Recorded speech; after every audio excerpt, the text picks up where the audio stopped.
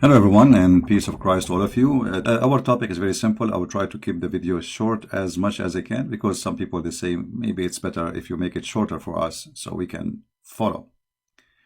The Muslims always they come to the Christians and they say to them that your Bible is corrupted, and many Christians immediately go into defense because how you say the Bible is corrupt? I mean, I believe in that book, but there is something we all as a Christians we miss. Somebody is a Muslim, he is not an atheist, he is not a Hindu, not a Buddha. He have different background. So he is not actually accusing you. He is accusing himself. To make it simple for you, if we go to the yellow pages of Muhammad and we type the word Injil in the search engine, Injil, you will find the word appear many times in the Quran, claiming that Allah is the one who sent the Injil. Starting with the point of accusation that the Bible is corrupted, that is something against Islam, not against me. Because as long as the Muslims agree that this book is sent by Allah, the question is, how stupid Allah to the point anyone can corrupt his book? Because responsibility of the book preservation belong to God, for this is his book, not my book. You see, when I say the Injil is my book, this is not accurate because this is the book of God. So the one who should preserve the book is the author of the book. So if the Muslims saying to us that the Bible is corrupted, they are shooting at their God, proving to us that Allah is a fufu fifi mimi. Anyone can spank him, change his book. So if you are speaking to a Muslim and he says to you the Bible is corrupt, say to him, okay, the Bible which Allah he sent is corrupt. In a second you will see he changes mood, he will change the topic. Because it's stupid, it's funny, and it's an insult to his God, not to you. Secondly, the second question you should ask the Muslim, okay, Allah he sent the Injil, did he allow it to be corrupted or he himself corrupted? If he's saying he allowed it to be corrupt, that's mean Allah is shaitan. Because the purpose of this book to be sent is not to corrupt people, it's to help them. So if Allah allowed the book to be corrupted, that's mean Allah himself is using his book to corrupt society. By allowing someone to play with it, he is a partner of the crime. If I allow a man to rape a woman, I am no different from the rapist. Do you understand me? So if Allah allow anyone to corrupt his book, that's mean Allah is a partner in the corruption and he is a corrupt God and he is the devil. If the Muslims say he did not allow it, that's mean Allah will does not prevail. Allah is not God. Because Muslims they say everything happened by the will of Allah. And the Quran have tons of verses saying it clearly that even bad things, good things, doesn't matter what is, it happened only by the will of Allah. All those verses confirming to us that Allah is behind it. Chapter 64, verse number 11 says that no disaster, no bad things happen to you except by the will of Allah. I.e., the decision of Qadr, which means the divine determine. So Allah is the one who prepared. So before Allah he sent the Injil, he prepared a plan to corrupt the Injil. How stupid that is. Are we listening? So listen to this. Before Allah he sent the Isa, and before he gave him the book, he decided that he will send the Isa and he will corrupt his book. Who is the one who decided that? Allah. Do you see it? So when we say Islam officially is a stupid low IQ cult, we mean it. So it's very easy to defeat this stupid cult. It just use their own ammunition against them. Don't waste yours. You know, the Bible says it clearly, you don't throw the jewels under the feet of those who don't respect it. And the purpose of this accusation is just to insult the Bible, because their prophet is not there, except he is the false prophet. Secondly, how in the word Allah he used the word Injil?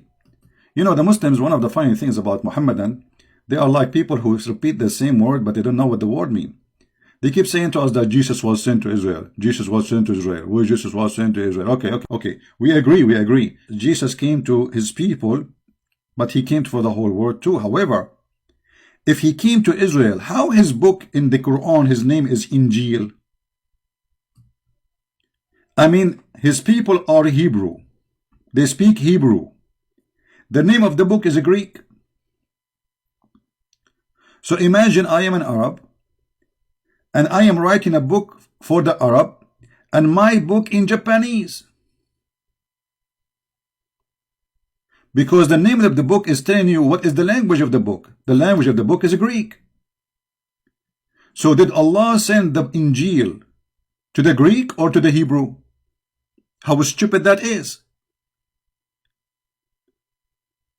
Muhammad, the author of the Quran, he could not find another name. This is the only name he knew, that they call it Injil, the Greek name.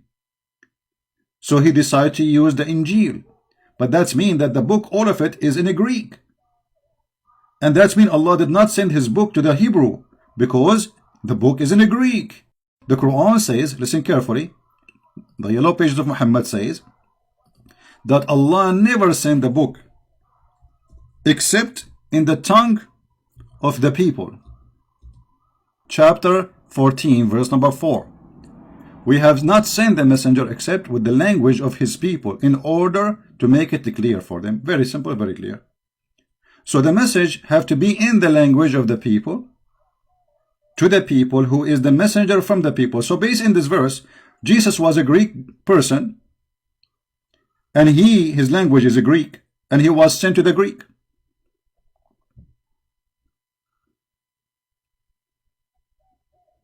Is the message clear, guys?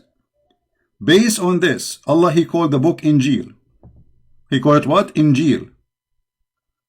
Who is the one who called it Injil? Allah. This is not a translation. This is the original name in the Quran. It says here, نزل عليك الكتاب بالحق مصدقا لما بين يديه. And here we have other problem. Confirming what is between his hands. How the book is corrupted, you idiot, and yet it says in the Quran, confirming what is between his hands. And look in the Muslim translation, they say, try to fabricate, they say, confirming what came before it. It doesn't say that in Arabic. It doesn't say that, CP. It says confirming what is between his hand. So every single verse in the Quran is stupid to the point will make you dizzy if you are a Muslim, will make you laugh if you are a Christian, will make you love cows if you are a Hindu. Because the cows have way more intellect and intelligence from the one who wrote the Quran. And look at the corruption, confirming what was revealed before it. Where it says that? Where it says that? You know what? I'm going to use a trick just to show you how we can get them busted. I'm going to open this page in Google browser, and I will translate the page in the front of your eyes, so you will see both sides, the original the Muslim translation and Google translation. Translate to English. Be my witness. Chapter number 3. The book brought to the truth to you. Believe what was in his hand. Do you see it? So the book is between their hands at that time. So how the book is corrupted? And this is in the time of Muhammad. Muhammad confirming what is between his hands. If we go to different verses in the Quran, we will see the Fufu Muhammad, he is even getting himself faster in the quicksand.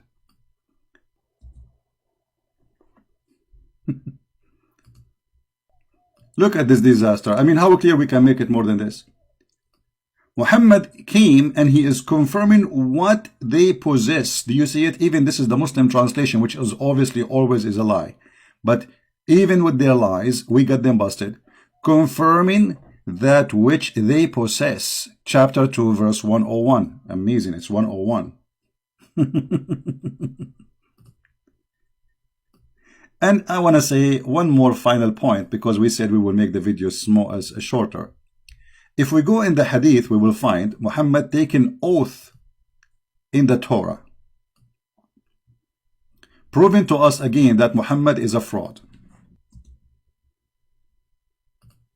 This is Muhammad, and this is an accepted, correct hadith. A group of the Jews, they came to Muhammad asking him about the punishment for fornication. To make the story short, you can read the hadith on your own. It says, the Messenger of Allah, he sat on in a cushion, and he said to them, bring the Torah. And it was then brought. Then he would draw the cushion from beneath him, and he placed the Torah on it, saying, look at this, he's shown respect to the Torah. I believed in thee, and the one who sent revealed thee. Look at this. So how the Torah is corrupted and Muhammad taken oath in it? There's one of two options. Either Muhammad is the same as Obama, he take oath in anything in the front of him, even if it's a goat, for the sake of political gain, which means he's a fraud. Or Muhammad is a true prophet, and he believe in this book, and this book never been corrupted, because he says, I believe in you. So if the book is corrupt, and he swear by a book which is corrupt, obviously Muhammad is corrupt. If you give me a book like the Quran and says to me, take an oath in the Quran, I will refuse, because this is the book of the devil for me.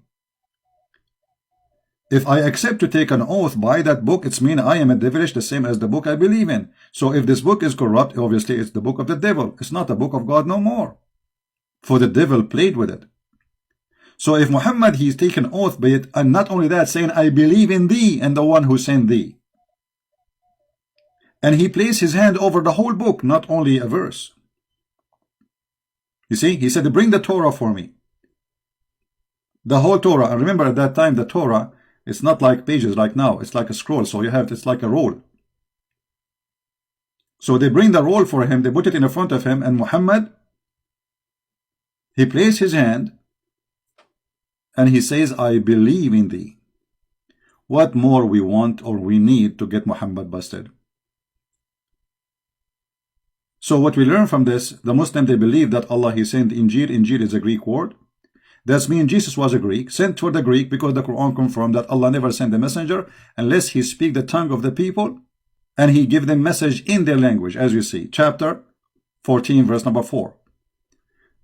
The Quran confirmed at the same time that no bad things happen except by predestiny of Allah, which means Allah, he made decision before he even sent Isa to corrupt his book, if this is true. Which means Allah is the devil himself. And this is a crime against himself, not against someone else. This is a crime against his book. And this book will deceive millions, billions actually. There's more than 3 billion Christians believe in Jesus as God. So based on this story, the one who allowed the book to be corrupted is Allah, and Allah is the reason for deceiving 3 billion human beings. I mean, the devil, he could not do that. Allah is more powerful than the devil. He is the master of the devil.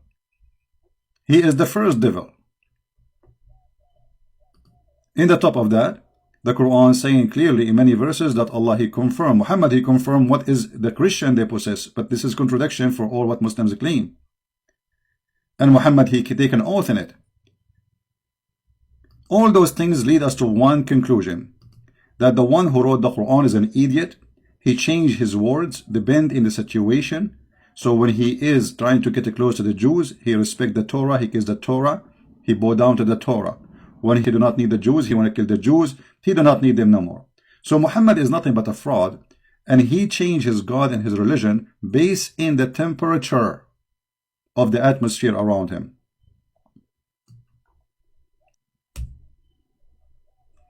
This is one of the poo-poo of Muhammad. Oh, believer, in the law of equality and punishment. Okay, Muhammad now making a very serious law. This is about the blood. This is execution. This is death. In the case of punishment, free for the free, slave for the slave, female for the female. This is justice of God. So if you kill my wife, I kill your wife. If you kill my slave, I kill your slave. If you are free and you kill a free, I kill the free. I mean, what this is? Muhammad, right away after he made this verse, people, they start laughing at him. The Jews, they start saying to him, this is not the law of eye for eye, you idiot. Eye for an eye is not like that. This is toes for an eye. How in the world this man, he thought that this is the law of Moses, which an eye for an eye?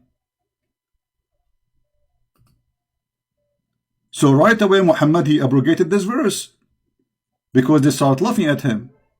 And this is a very serious law. I mean, this is about the punishment for crimes. How you change it overnight? But because Muhammad is a fraud, he is a dummy.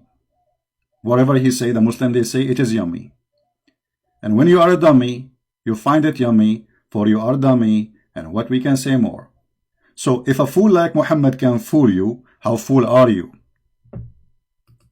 If a fool like Muhammad can fool you, how fool are you?